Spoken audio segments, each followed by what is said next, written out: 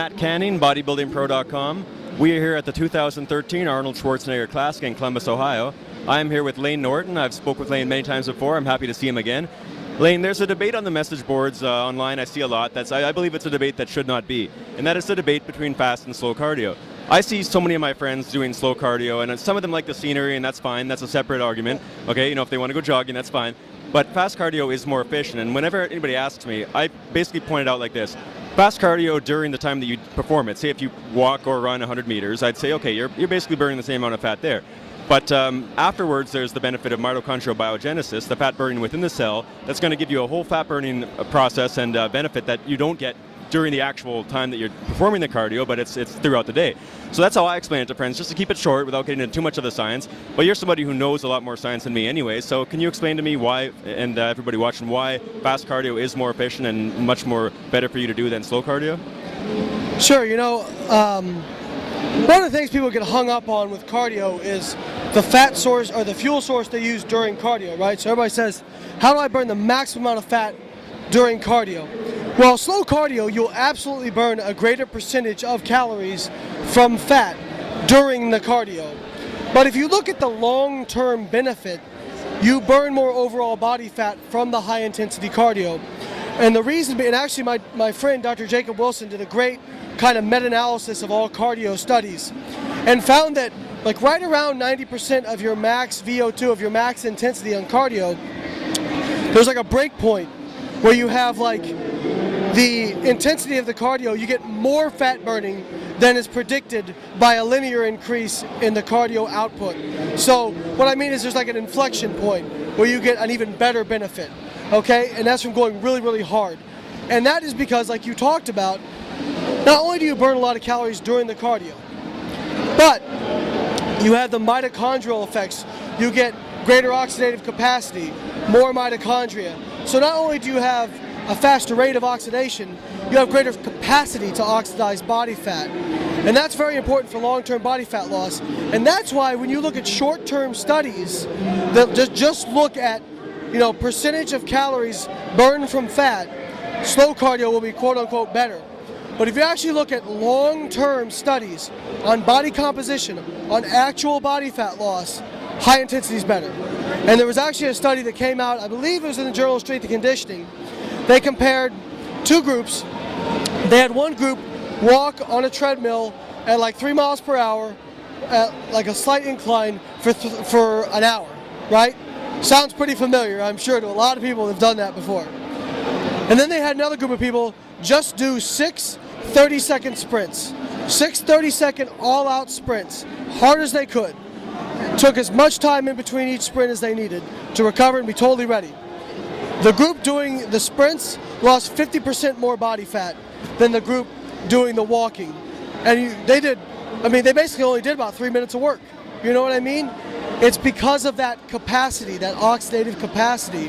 And if you know... Was that an hour versus 3 minutes, I'm sorry? Yeah, an hour. An hour versus 3 minutes of actual work. Now they took a break in between in terms of, you know, just kind of resting, you know, letting their heart rate come back down. So the time they were doing cardio might have been, you know, 25, 30 minutes, something like that.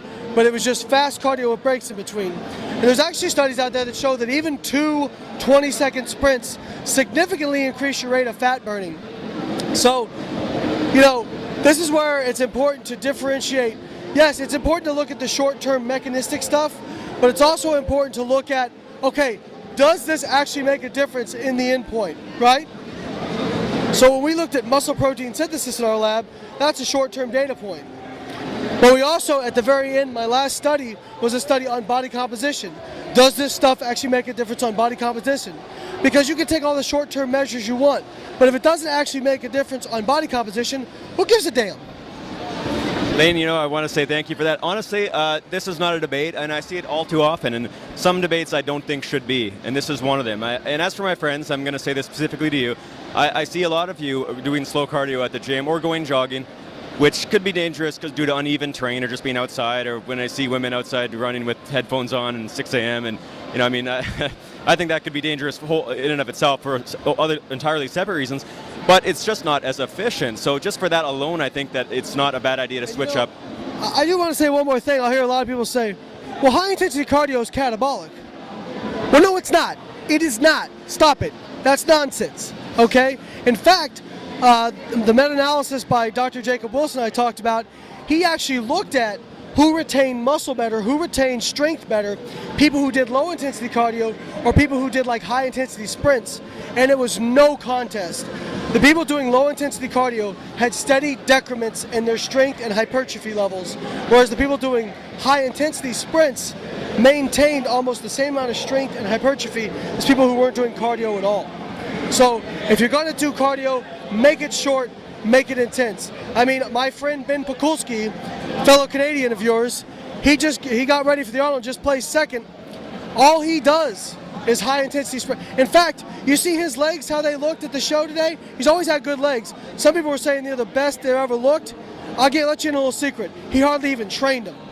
All he did was super high intensity resistance on a bike. High intensity intervals. They're called wind gates in Dr. Jacob Wilson's lab. He did them 3 or 4 times a week, and he said his legs have never looked better. So no, it's not catabolic. Stop it. Thank you very much, Layne. Layne, you know, it's always nice to see you. I want to say congratulations on your son-to-be. Thank you. Yeah, I look forward to that. I'm sure that you and Isabel will be great parents. I almost think that people like you who are educated, who are intelligent, should have more kids. You know, I'm excited to see that you're going to probably bring another very intelligent person into the world. So I certainly hope so. think I'm excited to meet him. I'm excited to be a dad. My wife's back behind the camera giggling right now. She can't wait to be a mom. And, you know, I love a challenge, and I'm always up for the next phase. You know what? I think it's great to be a dad, and I love having a son, too, so it's fantastic. Layne, thank you once again for everything. Thanks, Matt. Thank you. Everyone here at the 2013 Arnold Classic in Columbus, Ohio with Layne Norton. Dr. Layne Norton. Thanks, Layne. Thanks, Matt.